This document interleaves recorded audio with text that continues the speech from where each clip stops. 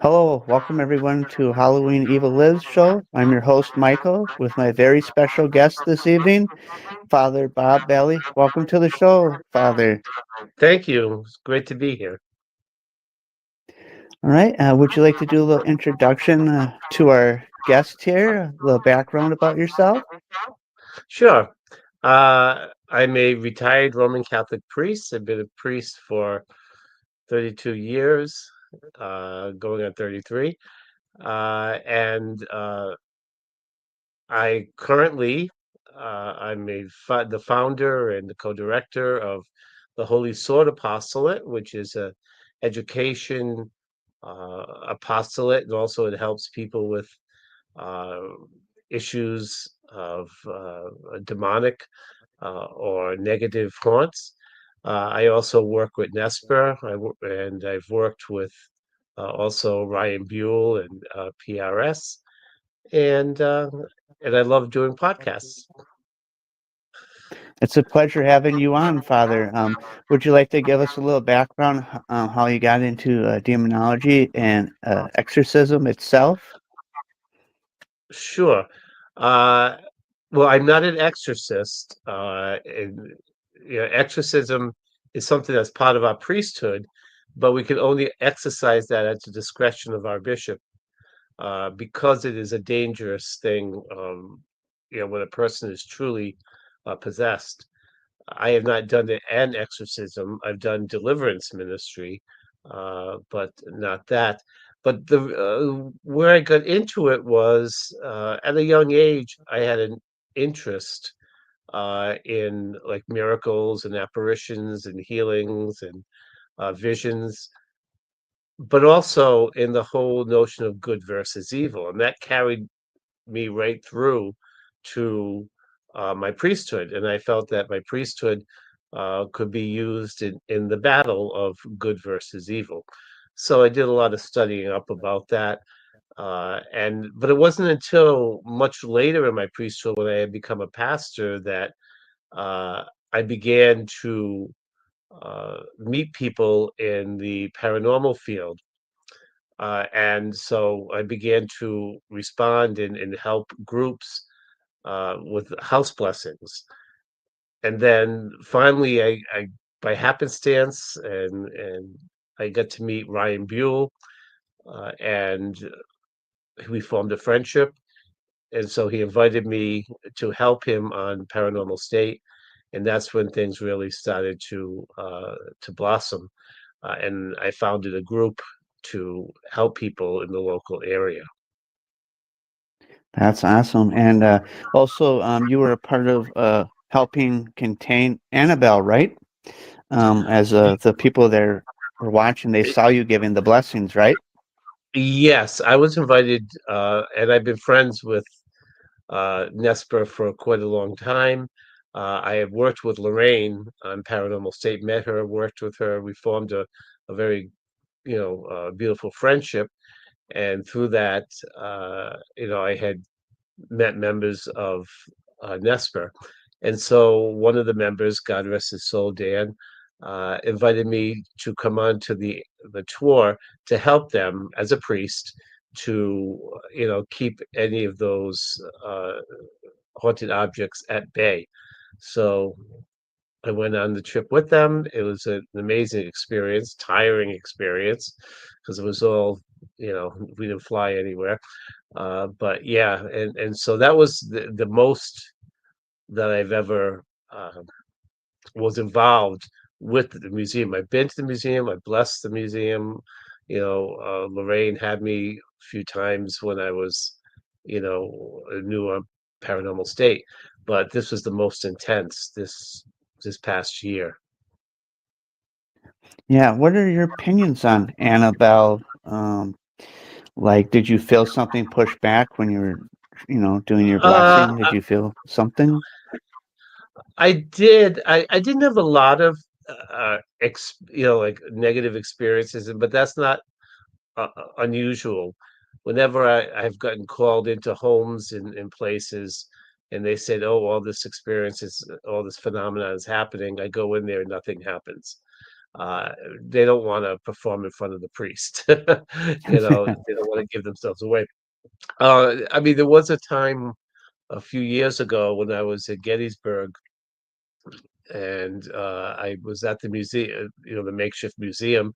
I went and I started blessing the area and blessing all of the objects, and I started to get a real headache and kind of nauseous. So I had to leave the area for a little bit.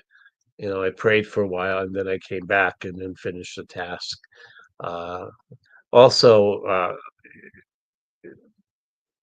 Annabelle she likes to provoke people against one and another. And sometimes during the tour that happened, we'd start arguing and stuff, and then realizing, why are we doing this? And it's because, that negative influence. But for the most part, I don't fear those things. I respect. I don't look for trouble with them. I don't initiate trouble, but I'm not afraid to do my job and uh, to bind what needs to be bound. Is there any examples or cases you want to share that the most maybe demonic or paranormal activity you observed personally on a case? Yeah, well, there was a couple, but one that hit home. I had a case when I had the PWSM group, which is the Presidium Warriors of St. Michael. My assistant and I, Rob, we would get called onto a case in Massachusetts.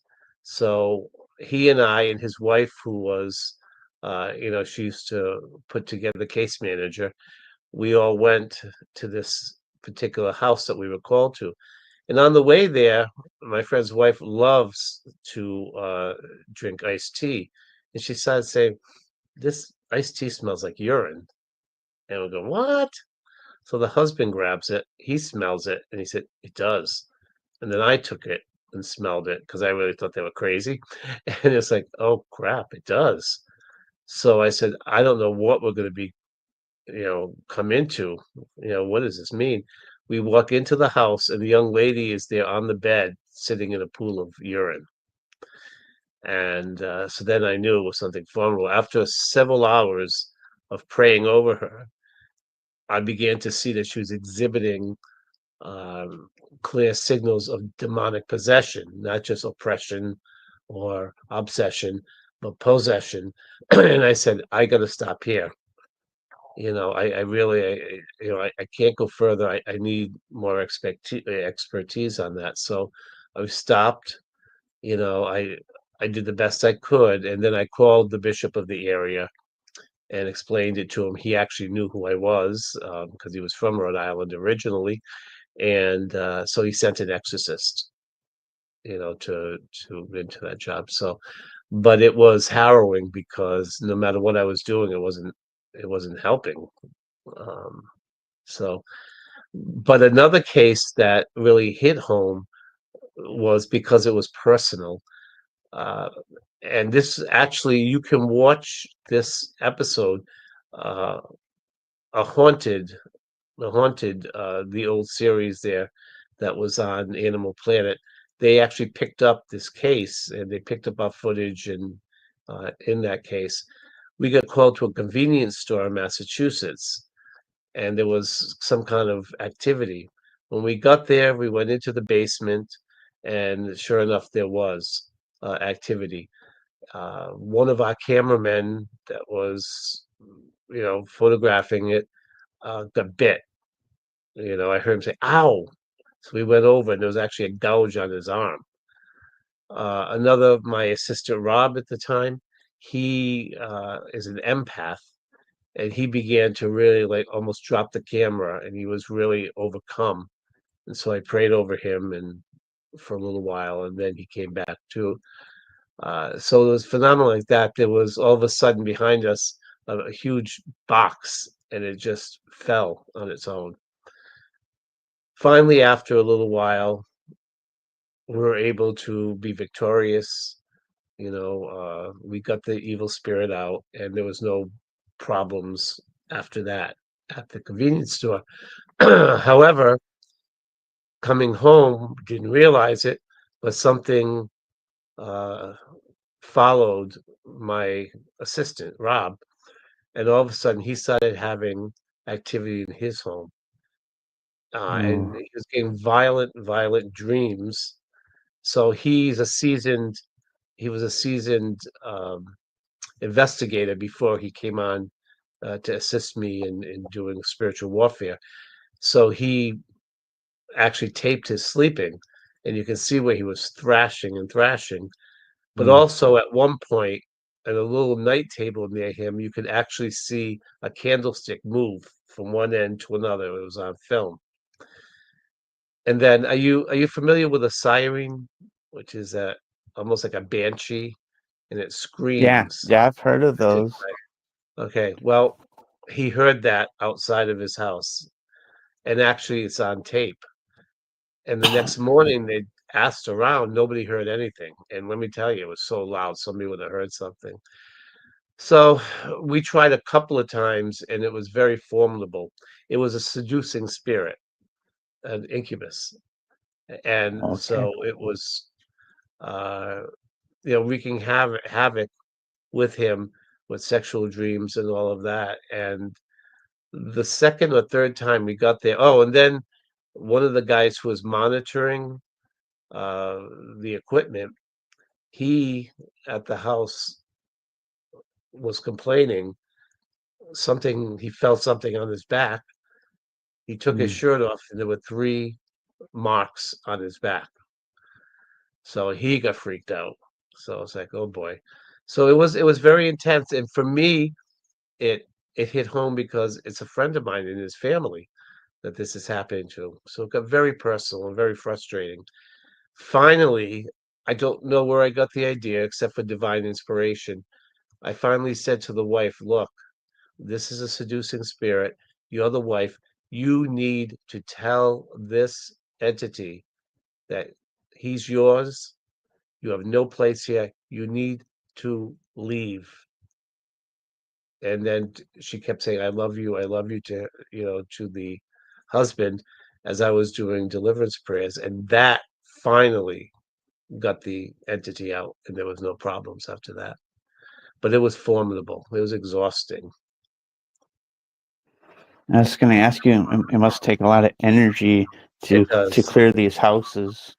Yeah, it does. Mental, sometimes physical, but a lot of times it's emotional and mental. You're just exhausted. It's a battle of wills sometimes, and you know, uh, sometimes they're easy. It's funny. You go in and you do the blessing, you do what you have to. There's no resistance at all, and then the people are fine. You know, other times it's a battle like that. You know. Have you seen like any of the holy objects, any reenactment, like maybe a cross got flipped over or sizzling from the holy water, anything? No, no, I haven't. I've gotten resistance from, if I do a deliverance prayer over someone who's oppressed by a spirit or attacked from the outside. Yeah, uh, I'll I'll see there's some resistance by whatever is attacking or whatever is oppressing. It'll come you know, out of the person saying, get that away from me. I don't want that, or wincing. But, yeah, but all those theatrical things, they do happen, but, a lot of times they don't happen when the priest is there, again, for the same reason that they don't wanna give themselves away, you know? I've went into houses where they say things were flying off the shelves. I'm going, "Oh, good," I'll be able to see something. But no, you know, I've seen shadow figures, but I never saw a full-bodied apparition or anything like that. I Did did get pushed the out of people? I have gotten pushed out of a room Okay. before. Yeah, Expedition X. I watched that episode Yeah. today. He's been on Expedition X, folks. That was last season, right? Or this season? Yeah, it was in the wintertime. Yeah. And Yeah. could you tell us about that experience? Yeah, it was How that went? interesting. because it's like 1,000 yards from the Conjuring House. It's right next door to the Conjuring House, and in fact, there was a time when that all was one property.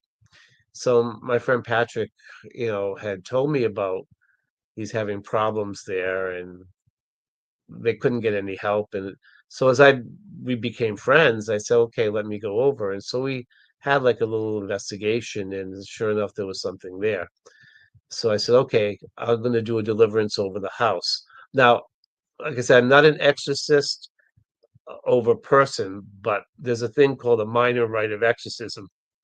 And the minor rite is over a home or a place. Any priest can do that uh, without permission because it's not as dangerous. So I was planning on doing that, and I had gotten a call from Expedition X.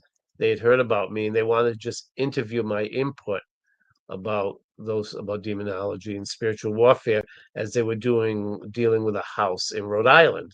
So I said, okay. So as we're talking, I said, oh, do you mind me asking you? This is a small state. Where is it happening? What? They said, well, actually, it's about 1,000 yards from the Conjuring House. I went, Mm. Patrick's house? And the guy went, huh? You know him? I said, yeah, he's a friend of mine. I said, and actually, I'm slated to go and do a house deliverance, a house liberation.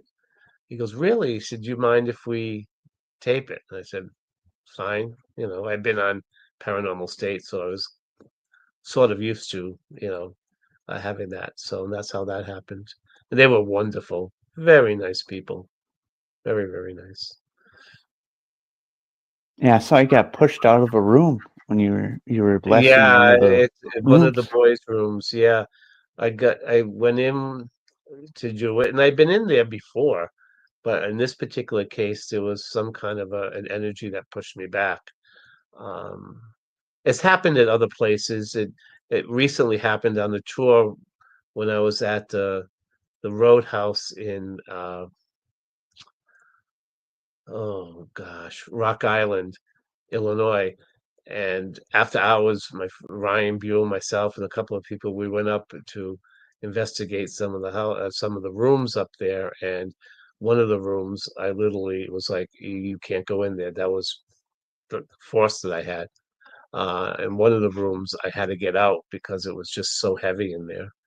But I'm not a psychic. I'm not a sensitive. However, sometimes I do feel that, but there's no rhyme or reason, and it doesn't happen every time, you know? Yeah, don't they say that, the priest and the nuns sometimes they can be attacked spiritually, right? Oh, A yeah. lot, or they see more stuff than the average person because they're on the side of God, so they start to experience things. Yeah, I mean, once you start doing this, you're mocked by the other side. So the other side knows who you are, and they don't forget, and they don't forgive. So, yeah, you kinda gotta be on your guard. You gotta, pray for protection every day, which I do. And then sometimes you really do have to sometimes retaliation is strong, and you kind of got to walk away from it for a little while and take a break, for your own spiritual and mental health. And I've done that. So Is there any major case that it just seemed too dangerous to continue? I mean, like a house or something where you're like, I can't be in here no, anymore. not no, no, I have not experienced that. I have experienced frustration where I've given people what to do and they don't do it. And so then I've said, I'm not coming back. I'm not wasting my time, you know. Uh, Was it somebody like dabbling with the occult and you said, hey, don't play with the Ouija board no more? Or, no, no, it was that I gave them instructions on like to bury metals and to do all these things, and they didn't do it. They mostly wanted exposure more than anything else. They were thriving on the attention of it, and that was frustrating because you could help them, but it's not gonna help. Or another one it was a woman who was with her boyfriend. The boyfriend was very dark, and he had all this dark art on his, and you know, had T-shirts saying "I kneel to nobody" and all this, and it's like, oh, and it was clearly he really didn't want me there. She did, and so finally I said, "Look, this isn't your house." I said, "So there's not much I can do." I said, "So if I were you, I get out of this house." You know, I said, "That's my best. I can do all I want. It's not going to help because he's not going to make a decision to do the right thing." So it does happen, and I think most even investigators that do investigations will probably have run into stuff like that where okay, they're not going to do what we are asking. There's not much we can do. You know. So when you talk about burying the medallions, is it like creating a barrier to keep the evil out? Yes, I learned this from Lorraine. They're blessed metals, and I usually use the Saint Benedict metal because it has a special blessing and exorcism attached to it. And I have them buried in the four corners of the property to create a hedge of protection. Then I say a prayer of creating a hedge of protection, asking in angels to be at the four corners so that nothing can come through again. And that's what I did, for instance, at Patrick's house, the one in the Conjuring house. And to this day, he hasn't had problems since, you know. That's So, awesome. That's very good. Is there any other tools of the trade you like to share with the audience that you yeah, use when you're blessing these houses? yeah. Holy water works a lot. I will tell some people and leave holy water with them and send just, sprinkle holy water around. I said, but again, you need to do it with faith. And that's the whole, that's another whole component with what we do. In order for it to stick, the people have to maintain. It's like when a doctor goes in and diagnoses a problem, he gives you, okay, what you're going to do, but it's up to you to take the medication and do the right therapy. And if you don't, so again, and these people have to do that with faith, and command it with faith. So, holy water. Sometimes I give them blessed candles. I say, light this. If you feel frightened, light this candle because it's blessed and it represents Christ, who is the light of the world. I use blessed incense. I usually use a mixture of frankincense and myrrh, and that's blessed. I don't use sage um, because that's not meant for spiritual warfare. A lot of people go into houses like this with sage. It doesn't work. And true Native American shamans will tell you it's because sage in their culture was to create a positive atmosphere, but it wasn't meant for spiritual warfare. So, and then I'll usually leave them with a couple of sticks of that and tell them, every week, maybe for a little while, just go around and do that. I'll give them some medals to put up, especially over the doorway of the rooms where there was some activity. So those are some things. And I told them keep a Bible, read your scripture, have holy objects in your house, a crucifix, an image of the saints, whatever. So it's not always a one and done. Sometimes a repetition is needed to keep the Maintenance. evil at bay. Yeah, I call it maintenance because the scripture says, you know, uh, Jesus said in the gospel that once an evil spirit is driven out, you've got to make sure that the house is tidy and cleansed. If not, it'll return and return with more than one, and then the state of the person will be worse than original. So you have to maintain, and you just got to be vigilant about it, you know, uh, and be sure that there's no door that you don't open any doors to allow it to come back, spiritual doors. And did you want to share any examples of cases you've seen where maybe it was tarot cards or Ouija board or something occult accidentally opened a portal? I do know I went to a house in Rhode Island, not far from the Conjuring house in that area, and they had bought a house and in the bar and in the basement was drawn a satanic pentagram, the Mm. inverted pentagram. So there was, and there was some things that there was activity, there was either black mass or whatever going on there, and they had activity, and I went to go bless the house, and that's where I actually saw, and I went into one of the rooms, a rocking chair started rocking on its own. And yeah, so we're assuming that, the rumor about it was that these family were practicing the black arts. So yeah, that certainly left it uh, open. That was the case. I don't remember any other kind of things like that, but the dangerous thing about using those is that when you conjure something, you don't know what you're conjuring. So, when you play with a Ouija board and you start opening and asking, anything can come through. So you think it's, Uncle Billy and it's really Beelzebub. You know, you got to be very, very careful with the other side because you got to remember that demons are fallen angels who have more power, more knowledge, more intellect, more patience, more strength than we'll ever have, and we are nothing humanly against them. It's only with the power of God. So, even if people think for sure, and they can even lie to people who are gifted, who have psychic abilities, because that's what happened with Annabelle.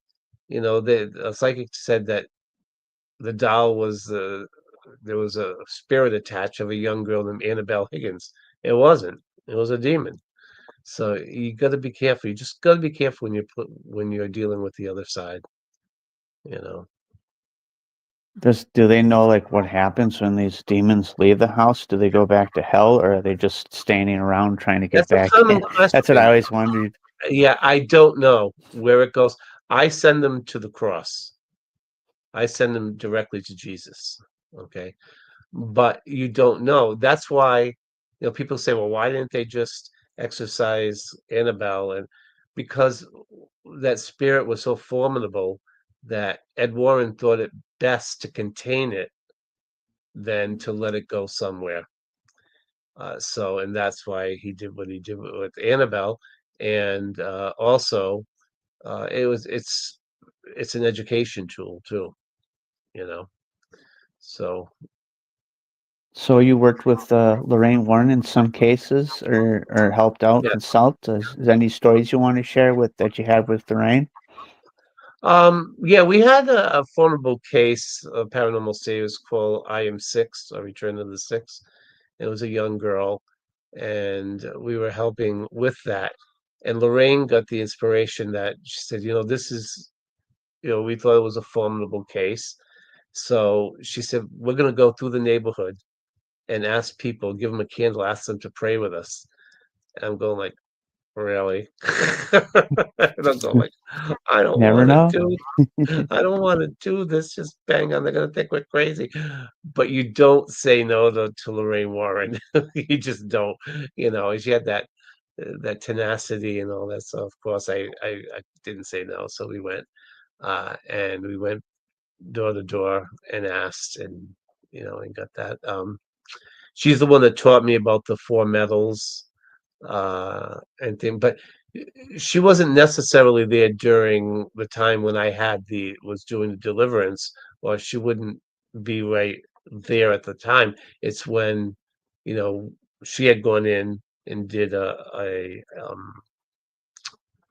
walkthrough, and she would come in there, and we would be together, and she would talk about it, and give me some guidance as to what she thought the issue was on doing that. She was always gentle, loving. She loved priests, so we got on very early, and it was just a privilege because she had a way about her, and she was a faith-filled woman. I always loved Saint Padre Pio, and so did she. And she would tell me how much Padre Pio that she invoked his help on cases personally. And so I always remembered that, and so I always invoke Padre Pio to help me too when I go to homes. And is there any cases we might have heard about in the news that you helped with or became a movie? Any of the more popular cases you consulted on? No, I mean, like, there was a couple of on The Haunted, they took two of my cases. One of them, the one I talked about, the convenience store and the and my friend's house, was on The Haunted, and it's called Diabolical Seduction, I believe. And that was about that one. The other one, I forgot the name of it, but uh, yeah, it was about the Enfield house in Enfield, Oh yeah. Connecticut, that I got called to early on. So yeah, so those two, and the others were just on Paranormal Safe, but no, I mean nothing a big, you know,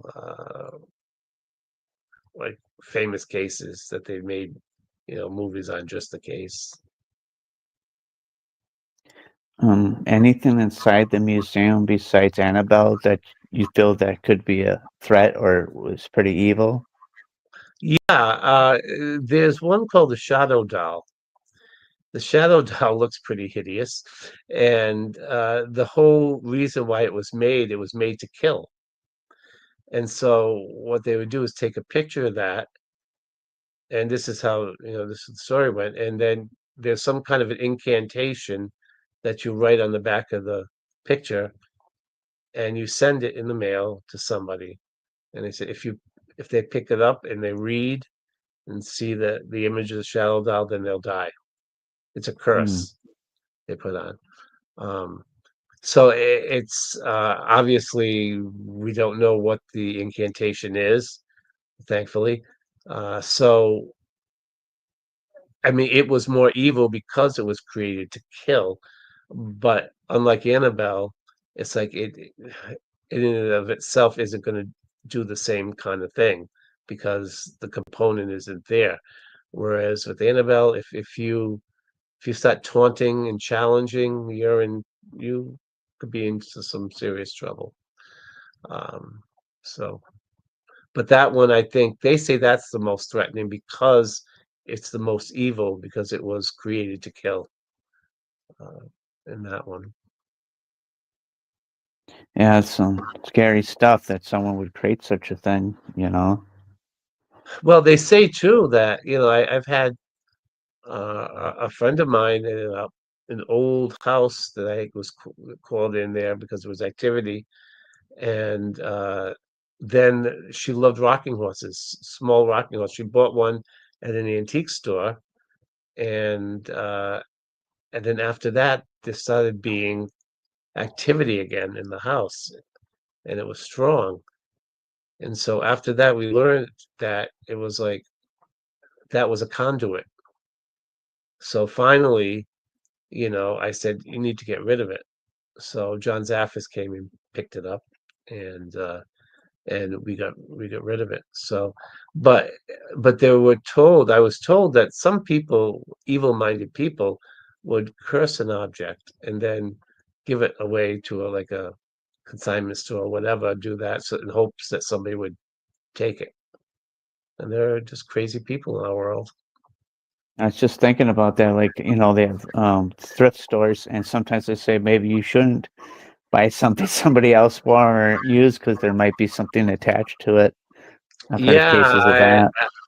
I think most times not, obviously, but you just don't know. You don't know. Um, So, like, some of your cases might just be poltergeist or ghost, right? They might think it's demonic, but you found out later on, right, that it could have just been well, a regular haunting. correct. A normal. I mean, many of them that I had, we found out that there was natural causes for it, and the people just, they had good intentions. They didn't know what was going on, and we were able to help them that way. A lot of them were happy. Some were not because they were convinced that, they wanted this, and I don't know if it was the attention they wanted or I don't know. but it wasn't welcome news that I was able to find a natural explanation. But others were very grateful, and then others, yes, there was spirit activity, and again, like I do extensive work on what we call purgatorial spirits, spirits who are on the way to go to see God, but for some reason are either stuck here or they're meant to be here for a while. So what I do is I pray for those souls, and I ask God, I ask Saint Michael, I ask the holy angels to escort them to God's light, and I pray them into God's light. And I believe that that's happened successfully in a number of the cases that I've had. And then people have felt lighter, there. So, and then, and the reality is that, that there are souls like that who, because when you die, you're no longer bound to space or time. So, for instance, angels can bilocate. Your guardian angel is always with God, but it's also with us at the same time. And so even our loved ones can be with God, but maybe watching over us, or maybe sometimes with us during special times, you know. They're already with God. It's not like they were not where they're supposed to be, but just God allowed them to be around, but they're still with God at the same time. So So, like some of the cases that didn't run paranormal, was it like a rattling pipe or maybe a gas leak? They were, feeling it ill. was in some cases there were things moved around, uh, objects, put somewhere else in different formations. Yeah, knocks, bangs, and now it scares the people, but the spirit's intent was not to do harm, but to get attention because it needed. And most likely, I would think, knowing that somebody like me would respond to help, you know, and so because I'm sure they know that where they are, you know. 'Cause they So want to yeah, cross over, right? yes, yes, or they're just desperate because they don't know why. And I don't know. I mean, these are anomalies. This is not the normal way. When you die, you go to where you're supposed to be, where your life, where you deserve to be, and so things move on. But some people, for whatever reason, and my question theologically is, okay, we have free will. That's what we were blessed with. That's what distinguishes us from other creation of God's creation. But the angels also have free will. And the angels and the free will of the angels cause some of them to rebel against God. Now, when we die, do we still have our free will? And my answer is, I think so. So that if for some reason that soul doesn't want to go, does God allow it in his permissive will to, okay, for whatever reason? He might. He might. We don't know. And so that's a possible explanation for that spirit activity. In others, it's because right now they need the prayers and the help because of unfinished business to go and be with God. So they might be weighed down by their unfinished business, and once that weight lifts, someone Hmm. can give them deliverance to cross Hmm. over to the other side. Hmm. So I always know it's like some disturbed land sometimes, an old graveyard or a burial ground, Native American burial ground, and somehow a house gets built on and breaks loose. Doesn't it ever seem that way? It's like a familiar thing, like you're disturbing the dead, like you Yeah, shouldn't be doing that. yeah. If yes, some are built on like if you're in New England, chances are you probably a lot of Native American burial grounds or things where things have happened, and so you just happenstance to be on something where there's activity because of something that happened in the future. I mean, the past. Um, and I mean, there was slaughterings, there was attacks on both sides between Native Americans and the settlers, or whatever, and vice versa. So yeah, and things can happen, and you're just in kind of caught in the middle of that, of the crossfire with that. Or sometimes, if there are spirits that still have not crossed over, and you're in that house and you start making changes to the house, I've seen this a number of times, they're not happy about that because it's something familiar to them, and now you're pulling things down and building up, and yeah, yeah, it's weird. I don't know why, but yeah, that happens sometimes. It could be feel like they think it's still their house, because I know Oh a yeah, lot of those definitely, shows, you have to tell them definitely. it's my house, not yours. I've seen a lot of shows Yes, like that where you yes, have to put your foot down. exactly. And I did that to a friend of mine, so, and she does it now. She didn't have the guts before, but she does now. She'll take the holy water and go, you know, okay, now you're not supposed to be here. Go with God. Go with God. You don't belong here anymore. Before she was like, get away, go see Father Bob, go see Father Bob. He'll know what to do, you know. But now she's strong, you know. Yeah, because you're supposed to say you don't have permission to be here, right? Right, Remove the right. invitation. Yeah, and you don't do it meanly, like you don't deal with it like you deal with an evil entity. You're firm, but you're not mean because they don't understand sometimes, you know. And that's where I tell people, pray for them. If you're Catholic, pray the rosary, pray the mercy chaplet. You know, if you know your Protestant denomination, pray the Psalms for them too.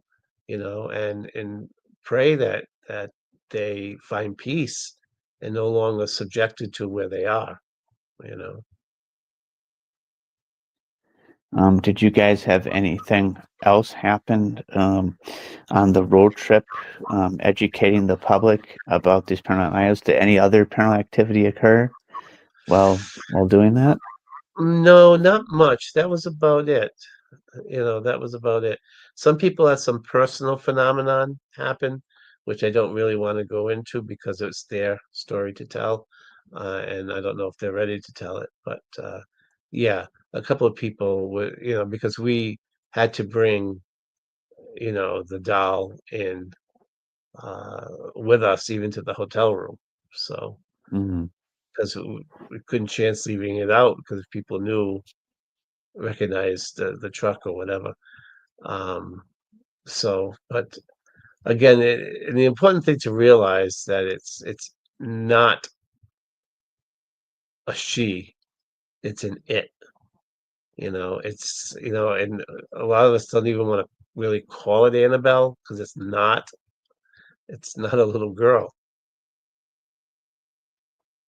So they probably don't want you educating the public, is what I'm guessing why they were acting up a little bit, because they'd rather be hidden, right? They don't want to be acknowledged.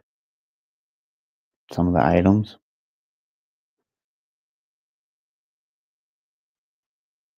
Are you still there? Uh-oh. Can you hear me?